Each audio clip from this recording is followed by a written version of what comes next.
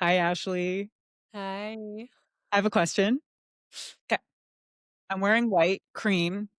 If you Okay. were really excited about going to a retreat and then they said you must wear all white every day for every event, would you still go to the retreat? It would be a turnoff. I think if I made the choice in like a high emotional state, like, "Ooh, this looks fun," and just impulse booked it, and then they started saying like that, no, I'm not going. If I felt genuinely really connected to it and called to it, and then they said that, I'd be like, "I'll let them have it." Uh, I might not wear white though. I might be like, "Sorry." ooh, that would be Scorpio moon. Just wear black. Yeah. Ooh, that'd be Ooh. fun. I think I'd still go and just make an intention to become a cult leader by the end of the retreat. We could I maybe here's my final answer. I would call you and say, "We're going. This is where the origin of our cult begins. Mhm. Bring pink, I'll bring black." Everyone, welcome to Parallel Paths, a podcast where two women talk about their life and musings and their dreams of becoming cult leaders through the lens of authenticity, vulnerability, and of course, spirituality. I'm your host, Kelsey, and I'm joined by the lovely Ashley Lund. What's up, Hi. Ashley? What up? What Yeah, it do? not over yet. Being a cult leader, it's just a fun dream of mine. So, mine is more like this commune live which that is very culty. And I am the mother, the matriarch, who doesn't really speak much, but people just come, like, sit near me and say their prayers and stuff and Mm. bring their plants to me to get blessed, which is so funny because in no world am I not That's yapping. where my brain went. But that's my dream. I'm the wise matriarch, just like the grandma of the cult. Quote unquote, where I don't speak much. I was like, "What? Record scratch." Don't think that's gonna happen. I would definitely be the preacher, gassing everyone up. Yeah. Call in your angels and the energy of love. So good. I think Mhm. wearing this white shirt's really bringing it out of me. But would you like to set the groundwork for our Yes. lovely episode today? Before we derail Yeah. immediately, hey guys, today we're going to introduce a new listener segment in place of the listener proud of moments. We are going to do some 2025 and 2026 ins and outs in the honor of the new year. We're recording on New Year's Eve, but this will be out on the 3rd, which is kind of fun. So the energy of this just gets to marinate over the new year. And the 3rd is Mhm. my birthday. So comment what you'd get me if you were a millionaire. After that, we will go into our main or no, we're gonna hit some superlatives first. Hey. Kelsey has prepared this. I don't really know what to expect. I still need to Google the word superlatives. And then our main topic today is going to be joy and or happiness. I think both will come up, and I'm Yeah. sure the difference between the two in that conversation will be a part of it. So, let's get into it. Let's do it. On the record, Ashley was like, I kind of wanted to talk about failure. I'm like, no, joy. You would switch it to failure Do at the you last wanna minute. actually talk about sad things? Maybe we Wait, could have before not. any of this, though, I know I already asked you about the date, but I would love to get Mhm. more detail. The listeners, the peepees need to know. Everybody's Okay. asking, "How did the date go? Give us an update. Share what Okay. you'd like." We're in. PPs, buckle up. So we talked last week about dating generally, Hinge, how to go in with a really great attitude. I went on a coffee date Sunday. Pros, the guy brought his dog. Pros, coffee was involved. Pros, the weather is pretty nice. Conversation was fine. Cons, the next day he texted me that he did not find a romantic connection and did not want to meet up again. Which is So, crazy. no, it's okay. I mean, so I will say the real reflection on the date that I shared with Ashley was, and I'd love to share with our audience because I'm sure some people have been through this. It's very easy to go in and say, I'm going to have a good attitude and I'm going to be really intentional and excited and curious. and then feels so rejected if it doesn't go well. It sort of Yeah. slams the whole high vibe dating experience for a second. I Yeah. don't know anyone that can get rejected a billion times over the years and not, have some internalized shame or something about it. So, and on the record, I've talked on this pod a decent amount about not meeting my person. Doesn't mean I haven't dated anyone ever. I feel like I should share that. It's not that I haven't had some, relationships and some really expansive experiences, but I clearly haven't met my person. So that's where we are with this. But I mean, yeah, the rejection really brought up just so much fear of not being good enough, not being pretty enough, not being feminine enough, Mm. just stress around like, what did I do wrong? So the good news also is I got that text right going I was as I was going into Ashley's breathwork session, which was such a nice synchronicity, and I very much don't believe in coincidences. So something that I might have taken kinda on the chin a little bit and felt, the quick response and a little bit of grief around that. Not that the date was amazing, it just the rejection was the grief part. Yeah. But Yeah, I 'cause have you weren't interested either. But no, that's what's so like, either way, rejection sucks. I've never yeah. enjoyed it. It's not that I left that date thinking that was my person, and I think if I had felt that way, they probably would have felt at least somewhat reciprocal. I Right. was more open to exploring it, and the context is I've heard a lot on dating podcasts and talking with friends and reading books about attraction being so confusing. And so we all think we know if we're attracted to someone or if you Mhm. know that you're going to have a romantic connection with someone, but it's very, very hard after just meeting once or twice Right. because attraction, I'm giving a sort of thumbs up one signal for audio listeners. One, attraction a lot of times is just a result of our brain finding something familiar or nerve Mm, wracking. That's that not really part. attraction, but it really sparks that feeling of attraction sometimes. And the romantic connection is really hard to discern after one meeting where you might be nervous. The guy brought his dog, who was great, but high needs. So he was kind of attuned to his dog. He kept putting Yeah. his sunglasses on. There were little things where I don't know that he was as present as he thinks he was, but I took it personally because he said, "I'm looking to meet my life partner. I've done the work." And in hindsight, there were some tells that maybe Oh, did he you read wasn't as Michael focused. Singer? Shut up. I'm over him. So, but it's You can be okay. But nice yeah. about him, I'm not gonna be nice about him. Hey, that's what a friend does, especially a Yeah. Scorpio moon. Give yourself a Scorpio moon friend. So yeah, I felt I took it personally because this was someone that communicated, "I'm so ready," and then I'm coming from the lens of it's so hard to figure out on a first date. I would have probably gone on a second date just to keep discerning, even though my gut was kind of like, maybe that wasn't the most Mm, exciting mhm. date of my life. But I have learned over the years that thinking from one conversation when you're nervous and there are external factors is not really fair. So I'm coming from the lens of you would only say I will never meet you again if it was so egregious that you are horrified by the idea of talking Mm, one more time. I think a second date would have been low stakes, but in hindsight, I'm so glad we don't have to go back out. right. That Like, was gonna no, be my ma'am. question, like, how do you feel? Because I know you were feeling it that night, and you sat in it and felt it, and you were telling me too, like, I know it's not true, but it doesn't mean those feelings aren't there. For Have sure. they Do you feel like they've moved through you?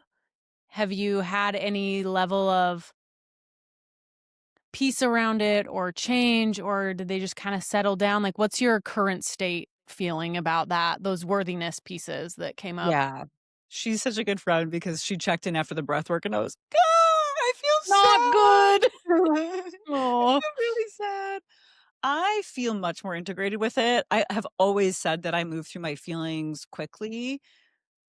So I feel much more grounded with it. It's fine. There are infinite reasons why this person might have not felt a romantic connection that have nothing to do with me, and I know that.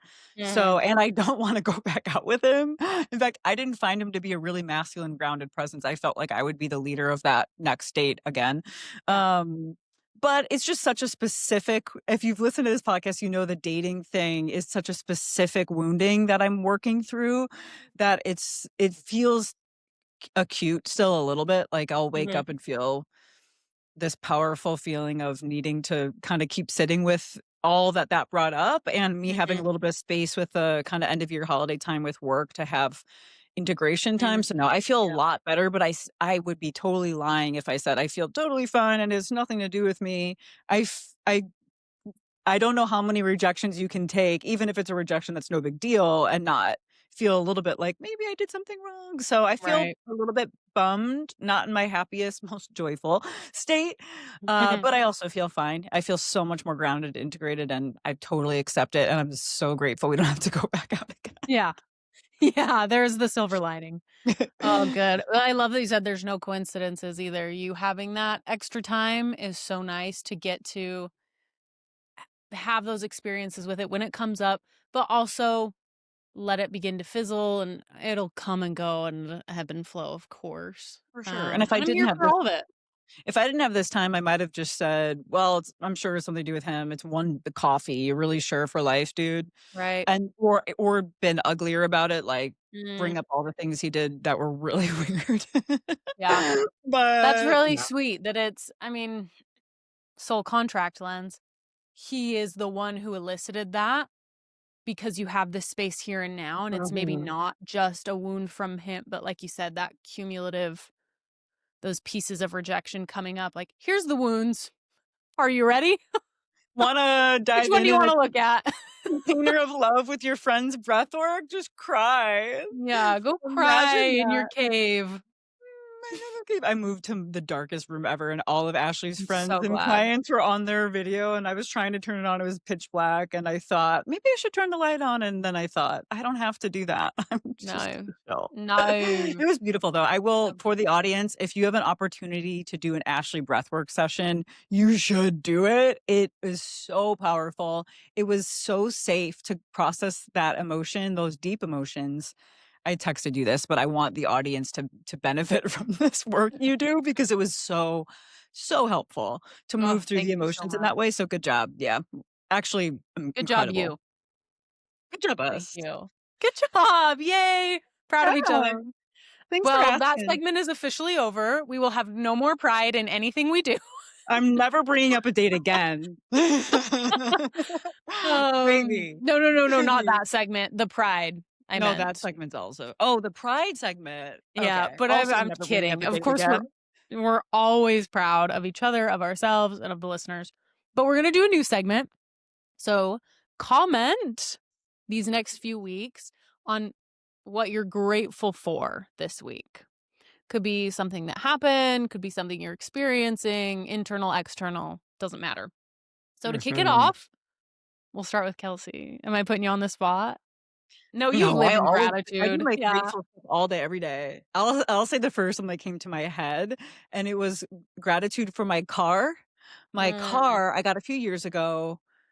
Knowing me and the stories I had about things going well for me around the time that I got that car, I could have easily manifested it being a lemon or blowing up all the time or constantly having issues, but I put a little angel on the case when I got that car, well, after I crashed it 2 weeks into it. then we put an angel on it. And it's just been so great. It runs beautifully, never any Mhm. issues. It's done great for years. I got a letter in the mail this week that was the dealership saying, "I know you don't have a lot of miles on this car. We'll pay you money for this," which I think I'm gonna keep my car, but it's my little car. I'm so grateful for it, Mm, transporting me safely around Austin and anywhere else. so Love your good. car. That's one of those inanimate objects we talked about last week that deserve so much love I and know. affect. Yeah. It's so And a good dangerous driving. it's so it's so dangerous. With my old car, I used to have I would put a protective bubble around it and I sensed it Mhm, and felt mhm. it all the time. And I guess I just assumed it switched, but you know what? I've had issues with this car, and this car is my dream car, a Toyota Camry, Hey. and it's had issues. So thank you for inspiring me. I'm gonna do some protective rituals with my car Sage it and get an ASAP. angel on it. Yeah. Yeah. What are you Yeah. grateful for?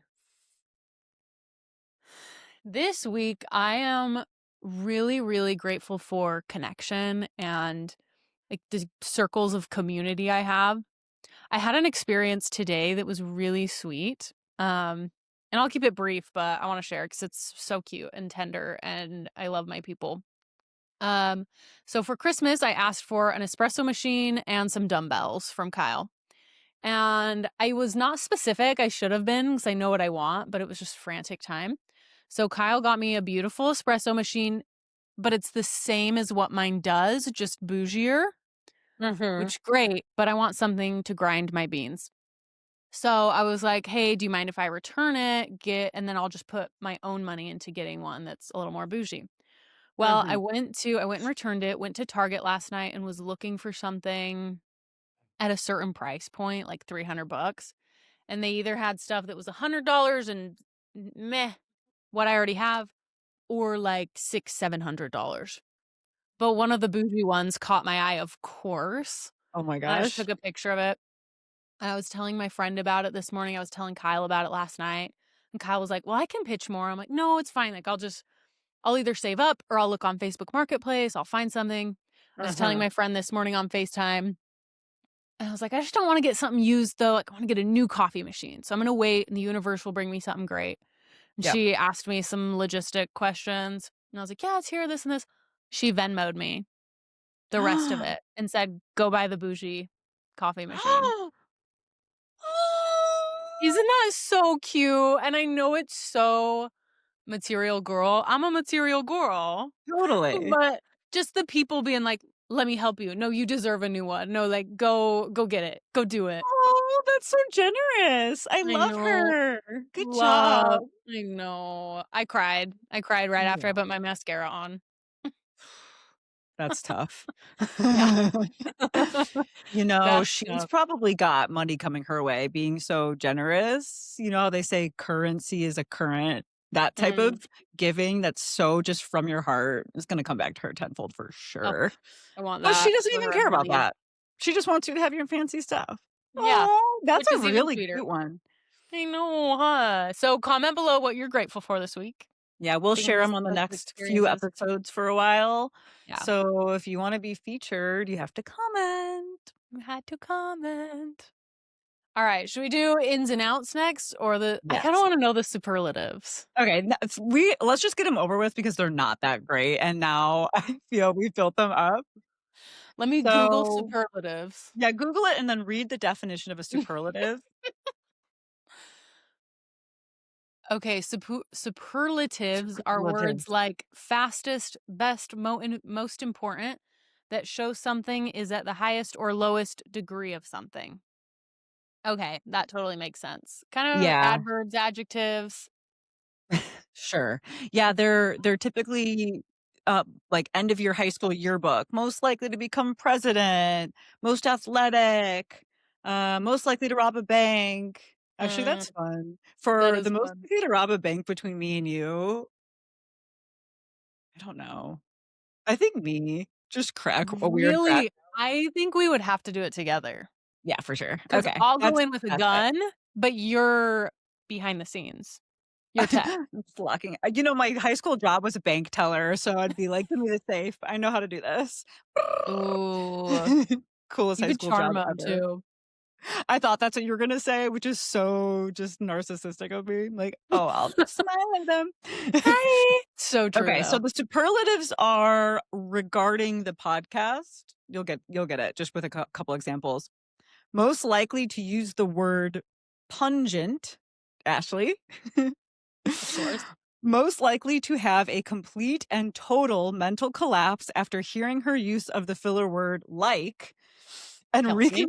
and then reconstruct her entire way of speaking in 1 week. Me. That was my favorite crash out I've ever seen. I stayed up all night for a week straight and recorded videos to my friends and spoke in the shower and spoke to Ollie and reconstructed my speech. I still use that word, but I promise it's different. It's a marked difference. Okay, next one. Most likely to go deep, Ashley. Most likely to shout out her boyfriend, Ashley. Ashley. We're not even doing dog. I can't even. Most likely to gas up her co-host, both. I was gonna say, who though? So, 2 gassy gals. don't cut that, AI. Edit. Just kidding, Ashley edits. Most likely to bring up angels, Kelsey. Kelsey. Most likely to say the word integrated, Kelsey.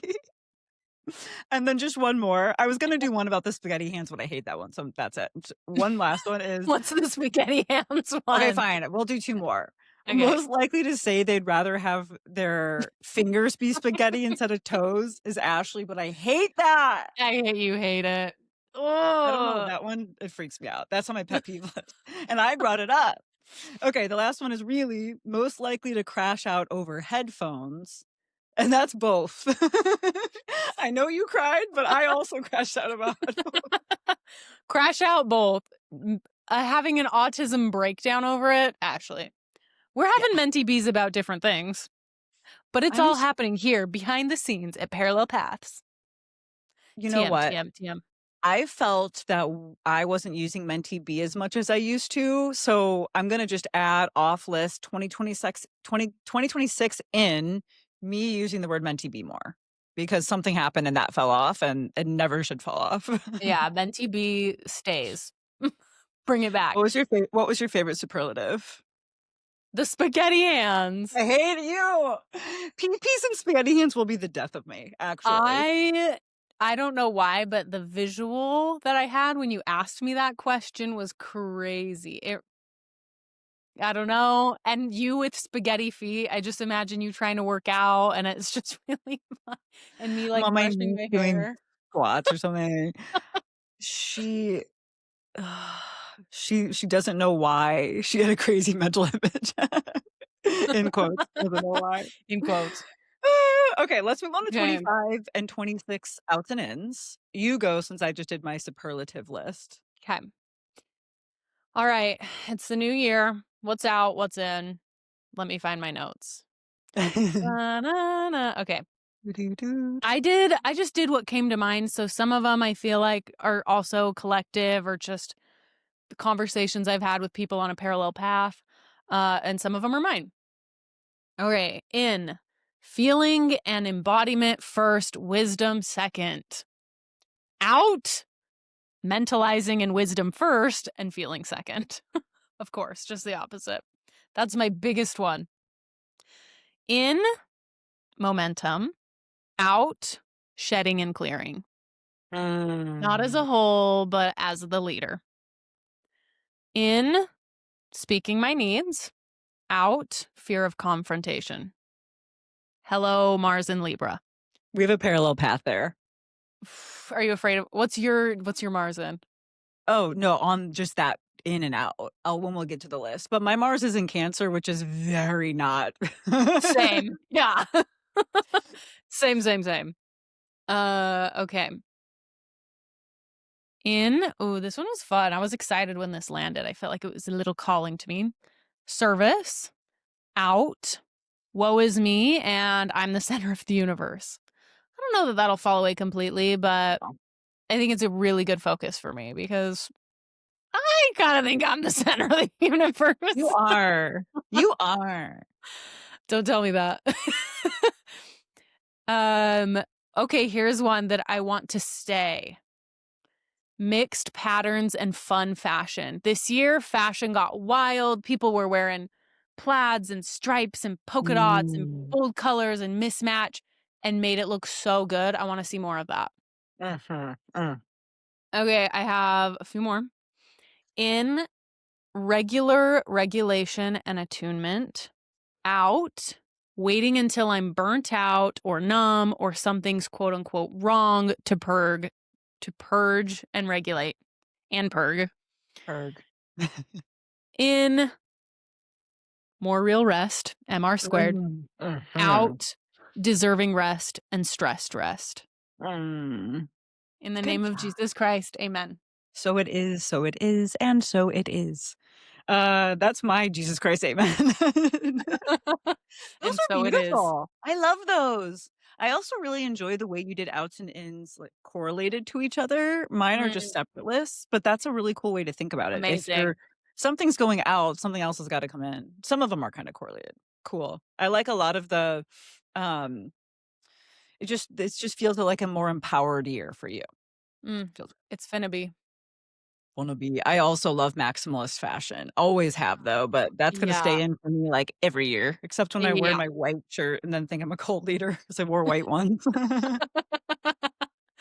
Word. Amazing. I love that Okay, the collective is doing it because I see more inspiration and Pinterest looks and yeah.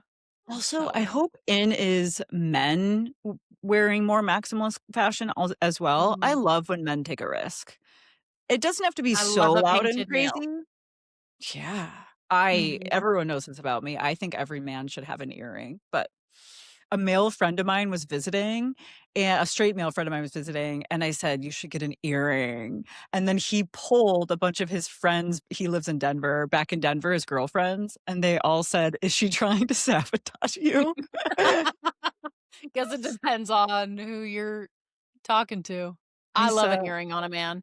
I can't love it more. I would be I'm a point more attracted to every man with an earring, but go off, King. He didn't do it. That's not his vibe, but he should have. Yeah. Alright, hit it, Okay. Fergie. I'm so excited. Okay, so I'll start with outs. Rushing out. Worrying about being perceived by. Compartmentalizing my identity by. This one's sad. Eating multiple protein bars a day because I'm too busy. Sick. Yeah, out. Out. Being a sickly Victorian child is out. Structure, out. Wearing bodysuits is out, and Mm. I made a TikTok about this already, and my best gay was like, "Do I need to reconstruct my list of Kelsey things? Because I wear a bodysuit." And if anyone doesn't know what a bodysuit, it's just that tight shirt that, like, clasps underneath your feminine area, so it's just a nice little tuck. I wear those all the time because it's chic, but it's not comfortable, and I've always said I don't dress for comfort. I don't. I really don't, but bodysuits, I'm over it. Okay, 2 I'm more over out. it. Cold plunges out. I was just too into cold plunges. Not that I did it all the time, but I thought it was so fun, and it's actually just pain. And then out, constant healing work. We're just gonna have fun. Ooh, we're parallel there. Good for us. There's a ready We're for the done end. healing, and we're gonna come be psycho here. I'm perfect.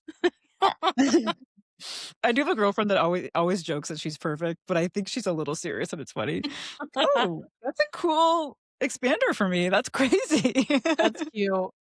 Okay, 2026 ends, belly laughs, which I always laugh, but I need more belly laughs. Next one is a boy buying me a present. That's in. Definitely gonna happen. Yeah. Next one is flow. Lots of flow. Next one is not needing coffee first thing. My life's gonna be so peaceful. Like, I can have a coffee if I want a treat, but I don't need it. Waking up Mhm. calm, 100 trillion percent.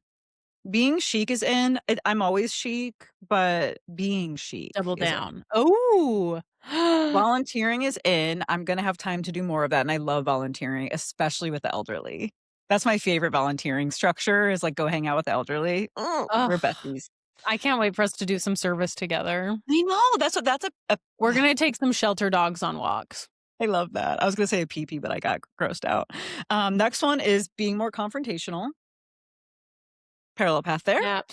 4 more. Ravens as spiritual messengers. I feel like we talk about blue jays and cardinals and owls a lot, but ravens deserve their time in Mm. 2026. The next one is PEMF mats, which do you know what those are? You told me about him last time. I I'm got really off into the them. call, my friend called me and said, "I just got a PEMF mat." She bought, They're like, a great. bougie, like, $1,100 PEMF mat. I got up at 6 a.m. and Googled them for an hour while Ollie was still sleeping. Because if I get up, he'd get up, and he deserves his rest. Yeah. They're really cool, and I've done a PEMF PEMF, if as the cool girls say, mat thing at a biohacking conference, and a rash of mine that had been there for years disappeared, and I'm not kidding. Yeah. I So will I be might coming to your buy one of house. those. I might buy one of those. I was thinking we should do our energy, breathwork things on those, all the things. Oh, Then the last 2 are kind of just fun, whimsy and thriving. cute. So Cute. excited for 2026. Whimsy and thriving. Yeah. Those are your words. It's gonna be 2026. so nice. listeners, if you have any 2026 ins or 2025 outs that you want to share, comment below or DM us because it's really fun to make these lists. It is. I love it. That's it. That's all I That's got. it. All right, time for happiness. Right at 30 minutes and 0 seconds, we finished. That's lit. Just a Sometimes little we talk for behind the like scenes for 50. everyone. We try and keep it about 30-30. Doesn't like whatever, but talk about aligned. Talk about on target. Wow. Couldn't be more perfect, really. Couldn't be more perfect. Just two girls. Being perfect. So, all right. So, this is your topic. And that's crazy because they will think it's my topic joy, happiness. It'll all make Help me sense. understand your kind of running definition or grounding thoughts on joy. Mm. Running definite that's a really okay, you just saying that, I'm gonna write down a definition of joy because how am I welcoming more of it in without being so clear on what it is I'm feeling? Joy here's what I told Kelsey yesterday when we were pre-gaming, and by pre-gaming, I mean we send 2 audio notes and go, "Cool, get we ball, we'll just show up and see what happens." For sure. But we were talking about the difference between joy and happiness.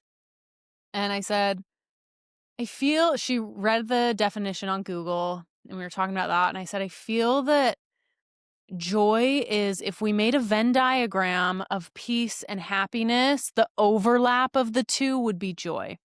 And that it really resonates for me with joy, that definition. Like it's a peaceful happiness that's not loud or boisterous. It's just contentment with life, a little different than peace, similar to contentment. I think that's a good word. Happiness is fun, giggly, belly laughs, enjoying life, something fun's happening, guards down. I'm just childlike and in the moment and playful. So those are my running definitions. I'm sure when I get into what I wanted to share and the reason that I wanted to talk about this topic, it's more about joy. But I would say the both of them work. Both Mhm. definitions or independent definitions plug into this experience. But before I say any more, I'm curious what your running definition would be Yeah, I of thought either or both. either or both joy and happiness. Yeah. Yeah. Yeah, I thought I enjoyed thinking about this in the lens of talking about this today. Joy and happiness feel very, very similar, but I kinda teased it out. And joy is more enduring, right? Like, it's Mm, more foundational, it's more resilient. And then mm, happiness, this is something that I saw online yesterday, is happiness is more of a response to something, right? So you could be in a pretty dark time, but then someone gives you a really thoughtful little gift and you got this spark of happy, mm, excited, but you're not really joyful as a foundational state. And then peace is more surrendered, right? So maybe somebody passes or you have a breakup or something and you might be peaceful about the outcome because you're surrendered to it, but it doesn't mean mhm. you're really joyful or happy about it. So yeah, I Yeah. think of joy as that more integrated, long-standing, resilient state. And the other thing I was thinking about joy and happiness, especially happiness for me, is I run more stoic, and stoic as in I think being present and disciplined is really valuable more than I always seek happiness. Mhm. But then I was thinking, do I seek joy from the stoic Mm, lens?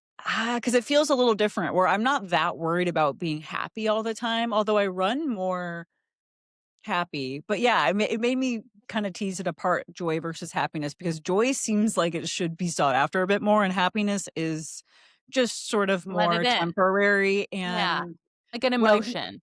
what I do wanna talk, and I think it'll work with what you've read or thought about with joy, is like, is joy a destination? I don't Mm, know. So let's talk about that and tease that out a little bit because I it's a really interesting thing. Should you seek out being joyful? Question mark? I feel like my stoic side says, "No, it's fine." And yeah. then my fairy angel side says, "Of course. What the heck? What Why do wouldn't you you?" mean? What the heck? I cheat double hockey sticks, but tell me more about kind of the presence of joy for you or how you think about it. I don't have any thoughts there. I wanna build on what you said. Yeah, great. Sorry to disappoint. You said, should we seek it out, and do I seek it out? And the question of, is it a destination or something that we should see as worthwhile, and I don't know, all that. When you say destination, immediately my brain goes, "No, nothing's a destination." True. But I think there is something. I don't know how this ties into stoicism, because I feel the same with my 5 Capricorn placements. I feel very like, I love Casual. structure. I love structure. And okay, let me organize my thoughts here. We've talked in the past about shadows and how I'm working to feel more of an undercurrent of energy and happiness than all of this, right? So,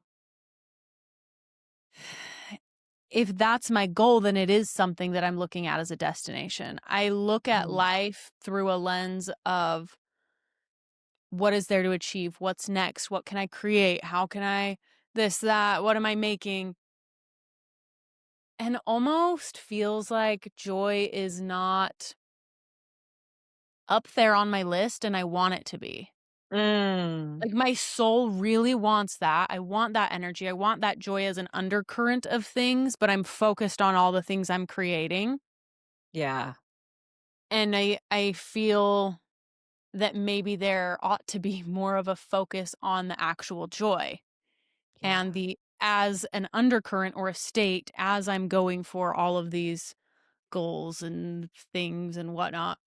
So I'm curious your thoughts on that. Like, is that a destination if I'm making it a goal to feel more joy?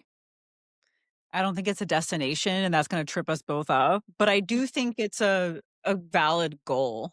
Mm, I wrote something down on this because I thought it was so powerful on ways to cultivate joy. It's 4 ways. One is mm, do the inner work such that your actions equal your values. 2 is okay. having meaningful relationships. 3 is service, and 4 is gratitude. And then when I broke it down in those 4 ways, I thought, "That's a nice goal." Right? If that's I how can you do more service. I can focus on my relationships. Is that being what you mean by that? aligned. Mm, Yeah, being aligned with my actions and being in that vibration of gratitude, helping people, that's not so, like, narcissistic as, "I wanna be happy, happy, happy, happy." People that are seeking happiness in a dopamine rush or something different. self-serving, that feels so hard to kind of sustain. And then Yeah. joy, as in integrating this foundation of service, gratitude, alignment with your actions and values. That feels like a pretty valid destination. I just don't think anything's a destination. And I think expecting that you're going to be joyful forever is setting yourself up to Mm, feel disappointed, so that's where I get stuck on that, but I enjoyed parsing out happiness versus joy because if that's joy, I think that's a really valiant thing to construct your life around in some yeah. ways. Yeah. Oh, so good. So when I posed this topic, I was thinking both like joy and happiness, same, same. Um, just this experience of feeling smiley and being happy to be alive and being happy to do whatever, not so much the dopamine rush and the, oh, I'm pumped. Oh, I almost would call that more like adrenaline, and Mhm. I don't know, but I posed it because I read this book this year that it was one of my top 3, I would say, that hit me the hardest, and it's called The Joy Reset by Mary Catherine McDonald, and it was the most gritty, deep, poetic, dark, painful, beautiful read about joy I have ever read. And she talks in the book about how, as she prepared to write this book, like she never had been through a deeper sadness. Like writing the book Mhm. pulled her into this deep sadness. And it was because she was kind of staying here for our audio listeners. I'm making a small wave with my hand. So she was keeping her life and experiences and emotions not neutral, not numb, not dead, but I feel X amount of happiness, I feel X amount of sadness, but then Mhm. I'll assume it got mentalized and she moved on or she was just busy or whatever. Mhm. And so her speaking and leaning into a role of teaching people how to feel real joy. She's a therapist, by the way. Um, she has to feel it herself. And in order to feel it, she had to feel all of the heaviness she'd been avoiding. So she's a trauma therapist, and I'm a traumatized girl. I'm a dark girl, so I loved it. I'm gonna say the joy book that's the grittiest is her favorite, of course. It just felt so realistic and not like, "Do more things you love." Mhm. Because I feel like when I have sought happiness or joy in the past, it feels like I'm gonna feel that after I work out and I have this dump of dopamine or whatever, or I'm gonna feel it Mhm. spending time with my loves, da da da. But I want to feel it as an undercurrent. And I think that my previous experience with joy and happiness bypassed my reality of a heavy experience of depression, a heavy dose of that in my life, Mhm. and trauma that changed my brain structure Yeah, and yeah. personality entirely. So she talks about, and this is kind of what I was teasing with you yesterday. The thieves of joy is what she calls them. Mhm. And there is 4 of them in the book. And I'm just going to share them. I'm so curious if any resonate with you Mhm. and with the listeners. Like if one of these you go, wow, what? And if so, please read the book. But I also won't just leave it hanging there. She talks about practices, like you mentioned, of how to work with these things in micro ways. So, any thoughts so far or before I go into it? Really quickly, just so I don't lose the thought, Yeah, yeah, is yeah. it's no surprise to me that she went low writing a book about joy, because Mm, we do talk a lot about duality as part of this experience as a human, so you can experience the opposite, right? yeah. And so I do think it's really brave that so she's a trauma therapist, her days can't be light. But, Right. like she said that this brought her deeper, as crazy as her whole life is trauma, but I my reflection just from and I'm really excited to get to your other comments, but the reflection is I do think that duality, the ability to go dark is a critical key to feeling Mm, joy. My yeah. career has been hard on me, my dating life's been hard on me, but when I have the purpose-driven career where I have flexibility and my person, it's gonna feel more joyful. I'm gonna Mm, be so much more grateful for that, and yeah. so I The think contrast. I guess maybe it's a call to action for our listeners is to spend a second with where you allow yourself to go deep. For Mm, audio listeners, I'm doing a wave motion that's really big. Because it's so easy to cap your joy because you've capped your grief, and yeah. that's a fine outcome, but it's something that you should interrogate. Do I Mhm. want to experience more joy? Then I'm going to have to dive deeper. But that's Right. very interesting that she kinda bottomed out a bit writing a book on joy. Yeah. Yeah. So funny. And well, I'll leave it there because I could just we could go I on and know. on and on, I and we know. will. I'm excited. So these are the thieves of joy. Number 1, fear of loss. The belief that if you let joy in, it will only make future loss feel worse. So you Mm, unconsciously avoid joy to protect yourself from that pain. Number 2, fear conditioning. A learned association that joy is unsafe because in the past, good things have been followed by painful outcomes. Your system braces for the next bad event instead of letting joy in. Number 3 is hypervigilance. While not a fear itself, it stems from fear. Constantly scanning for danger makes it hard to relax into joy because joy asks the nervous system to stop guarding and trust. I think that's such a big piece of joy. Like, it doesn't, you're not feeling joy when you're high strung, tight butthole, usually. You gotta be free. Yeah, Yeah, I think you can learn to thrive in that, but like joy and happiness comes with that some level of ease. for Anyways, sure.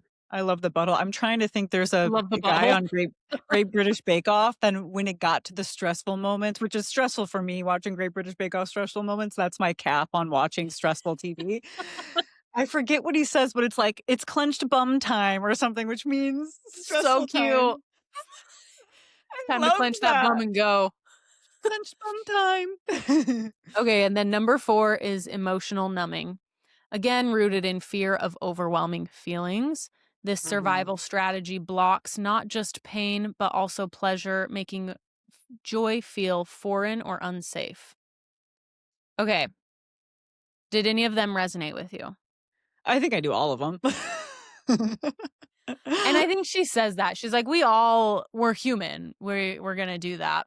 Yeah, I And actually have so is one that life. sticks out the most, though. I'm just teasing, but I do think it's a growth edge for me is to let go of some of that fear of and hypervigilance, but I actually think Mm, the one where worrying or expecting something to go wrong because something has gone right is so powerful, and I've heard this actually channeled, where ooh, it's very common for people to manifest something really hard because their energy is so unused to something amazing happening and letting that be. I have a right. little real world example. I don't wanna talk about it too much because we don't know the context behind all of this, but long story short, there was recently a boxer that won this big fight and then very soon after the fight got in a horrible car crash, and some of his friends and trainers died. And I was thinking through the lens of this energy thing where this insane accomplishment and media, positive media around you and this pinnacle experience followed by probably the worst experience of his life thus far is Yeah. so profound that it reminded me of that concept. Now I do not know this person's energy or whatever, but I've been thinking about that a ton this week because of that and because I've heard this a lot over the years. So that one sticks out to me Mhm. the most. Yeah. Me too. It's the second and the third one, the fear conditioning of joy is unsafe because a bad thing happened afterwards, and then the hypervigilance. I don't think I'm more of a bracer for bracing for impact, not hypervigilance, but hypervigilant adjacent. Like, I'm just Mm. ready for the bad stuff, and that's why I'm always healing and learning and growing so that I can Yeah. handle the pain and mentalize it and not feel it. Yeah. And so Yeah. I even just talking about this and hearing your reflections of it, it's almost like, well, how do you not fear that joy if we know that to be human is to experience the equal opposites? How do we not want to naturally protect ourselves and shorten that emotional wave? And she has some practices, but before we talk about those, I'm curious if you have any thoughts or insights just on that How to bit. shorten a wave. I mean, it's really just a conscious decision. Do I want to experience the highs to Mm, their depth or not? yeah. Right? I That's a really good do think point. that There's nothing wrong with muting, but for is it sure. working for you or not? I met someone this past summer that muted all of his experiences. Mm, Never felt really happy, never felt really sad. And we talked about it just because I was curious. It was just a yeah. true choice. Didn't Yeah. wanna experience highs, lows, didn't want to experience emotions, suppressed all of his emotions. I think some point suppressing emotions will lead to physical implications, not necessarily this person, but generally, I think my choice is to try to experience my emotions enough that they don't seep out of my pores in a physical issue because that is my nature, but yeah, Yeah. I think you just choose. I could never say that there's a right and wrong here, but Mhm. if you do wanna experience great joy, then you have to surrender to the whole flow of the Yeah. experience. You just have to. You cannot squash everything bad and experience amazing good. You just can't. Mm. You can't. And also, I think it's so easy to get into, for me, the mindset of oh, there's been good, now it's time for bad. Good, bad, Mhm. good.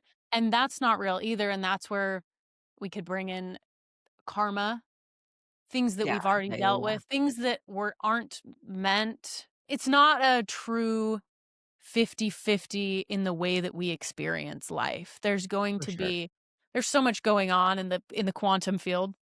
And also our astrology, like, do we have propensity for more pain and suffering or more neutrality and calmness? Like, what are we here to do in this lifetime? And that Yeah. comes down to more of that lens of looking at that. But I think for me it brings a sense of I can surrender and it is okay because it's not going to be bad then good, although my brain may default to that because in my past I've had supreme joy and high energy, and then it came with the great crumbling. The great crumbling, I was going to say that.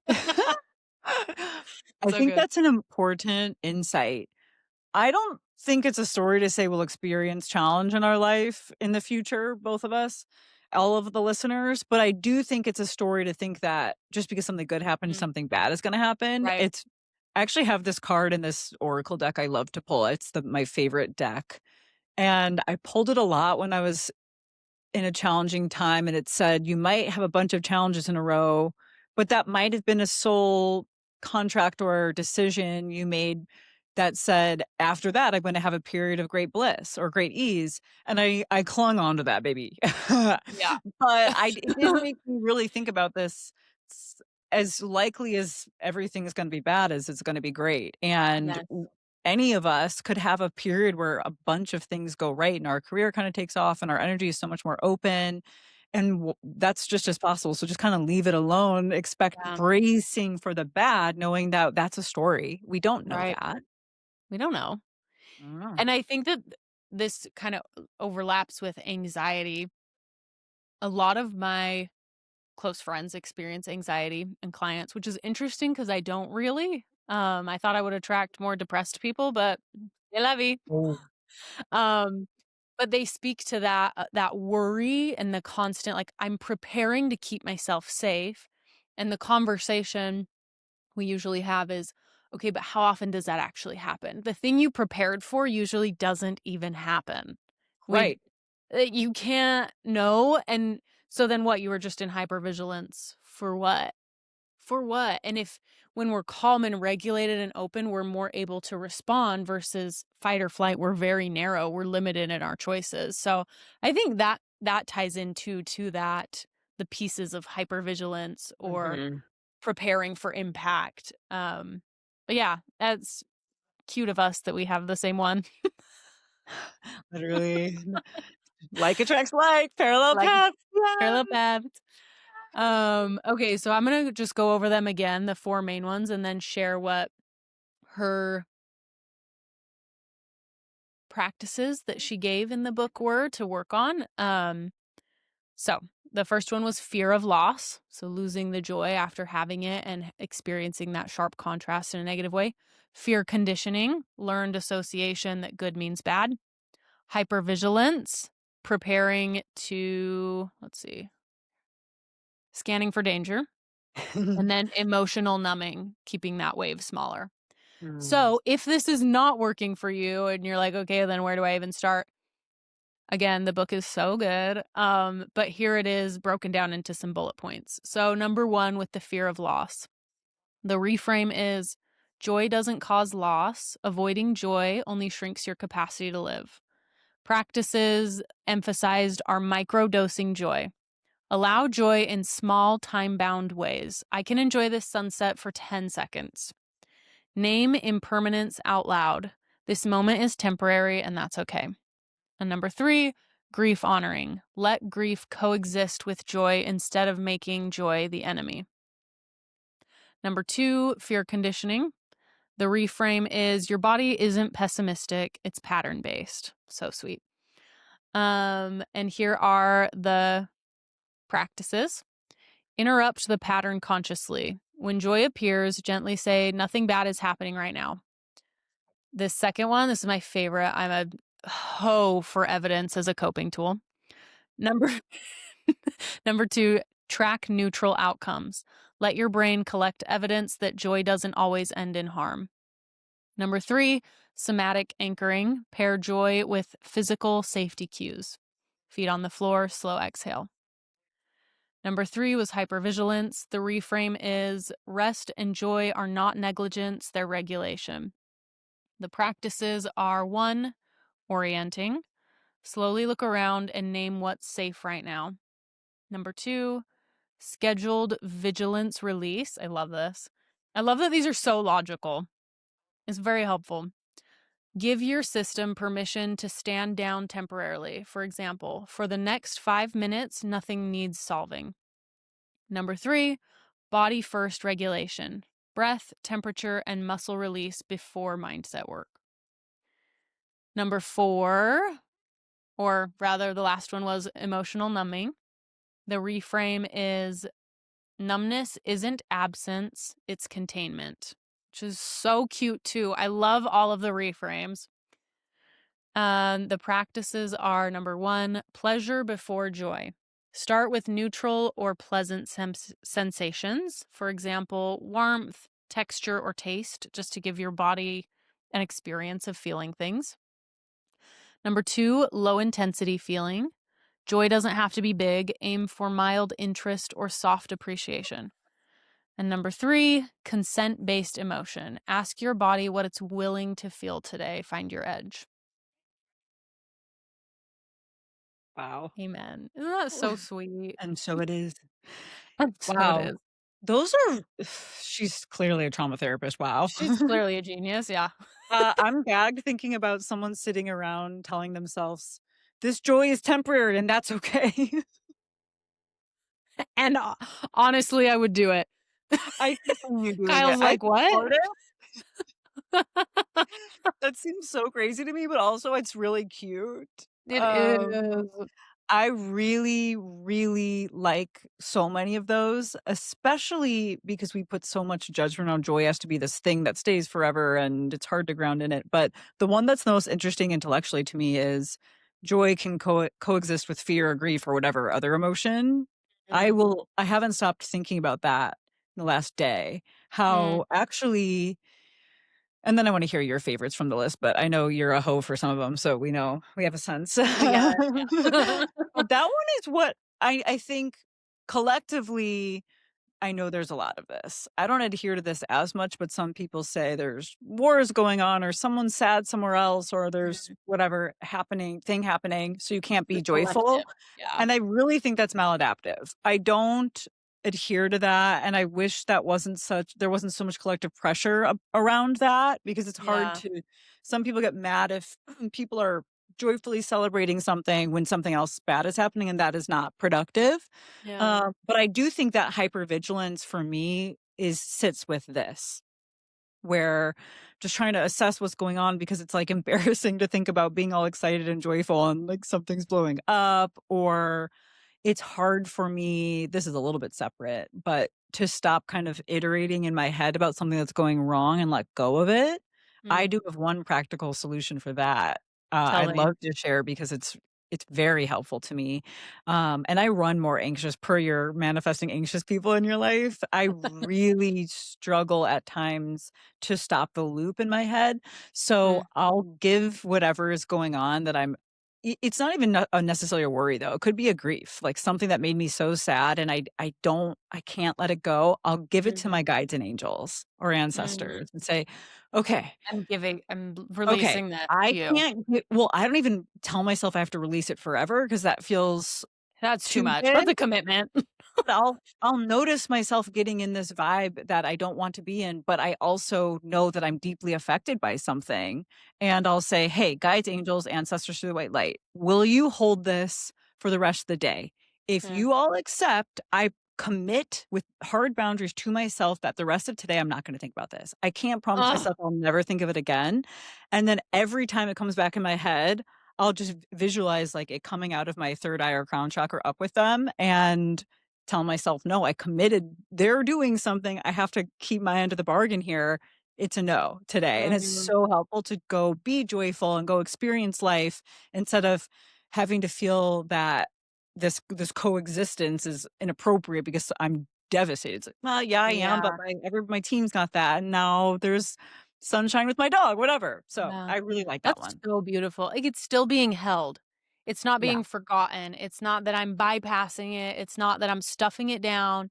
Yeah. It's that I'm putting it on my angel's altar and saying, "Please hold this if you're willing. Yes, you are. Thank you so much. Like, Yeah. let me go live and experience and do what you want me to do, or what maybe not what they want you to do, but what they wanna see you do and thrive in and Yeah. experience." Yeah. I like how you said that it's not bypassing, 'cause I don't know why I have such a hard time releasing it, but I don't feel that I've learned everything I wanna learn from it sometimes, and I can't Mhm. just burn Yeah, it yeah, and yeah. never think about it again. It's there, baby, it's important, but I know that the rest of this day or a beautiful lunch with a dear friend that I never see is not the time that the back of my head is processing something so dark. So, angels got it, let's clown. Yeah. Oh, it's so and it neurologically, I would imagine that it helps the mind go, "Okay, it's not garbage, like, it's not gone away. That's right, it's compartmentalized, it's being held by someone else, so we'll get it back." So the brain feels safe to let it go. Yeah. 'Cause our brain matters. She's a cute librarian. She's keeping everything organized. She's not So gonna burn helpful. books. She Uh-uh. was only halfway done with that Flowers. book. Any other big reflections from the list, from your perspective? Um, I just wanted to note no, really, the evidence one is so it. I love And that I think too. practicing small things, like allowing those little moments and just feeling texture and just becoming present. I think that's really powerful too and has been powerful for me not to try and get from depression into action, Mhm, but mhm. just a sense of apathy to a sense of I can feel this chair on my back. I can feel like we're taking steps rather than trying to just plow forward in pain. Right. um, but I love that you brought up the grief and other emotions coexisting. This is something that I think I definitely experience a dichotomy with. I both am really good at feeling many things at once. I can be sobbing and then laughing in a few minutes. And I also feel that I do tamper my emotions and Mhm. have created these floors and ceilings. And how human of me. Like, just reflecting on that, I'm sitting here thinking, and that's okay. Like, I don't have Yeah, to get better at not tampering sometimes. Sometimes we need to tamper. We're adult yeah, humans and we have to work and we have to care for things and yeah, but also I am feeling things. I sobbed a few weeks ago, so it's fine if I only cry for 1 second today. I felt yeah, very joyous a few months ago. It's okay if my happiness isn't through the roof today. I can still show up and enjoy being alive just by being present in my body or trusting that joy will come again. I love it. I was actually going to say, if you're listening and you tamper your joy, all good, even before you said, "Well, it's okay, I'm human." It's so Yeah, yeah, true. yeah. I don't know anyone on earth that doesn't deal with these concepts because you can't just be in total bliss and surrender and be a No, human. then But we it's wouldn't be here. We would but cease to exist. we would or we'd just be in spirit bawling out, and I would be in Yeah. my little heaven land of mine that has every animal. Is my heaven Noah's Ark? Oh, That'd be yeah. Do iconic. you like boats? No, I get very motion sick. Maybe that's my trauma. I was Noah. You were Noah. So Kelsey was Noah in her past life. That was her most recent past life. That'd And be then she came as Quantum so Barbie. Quantum Barbie and with total motion sick. It's like I've experienced a flood. It's a Just lot. already done. It's a lot. I'm good. But Noah being with giraffes, I don't even know anything about anything, but just the concept of some dude on a boat with giraffes and every animal is like, I feel like in some Elephant. dimension that better be me. Yeah. I Googled images of giraffes yesterday, actually. Speaking of, Have you ever Googled images of baby giraffes? Because that's one of my favorite activities. I'm tearing up right now.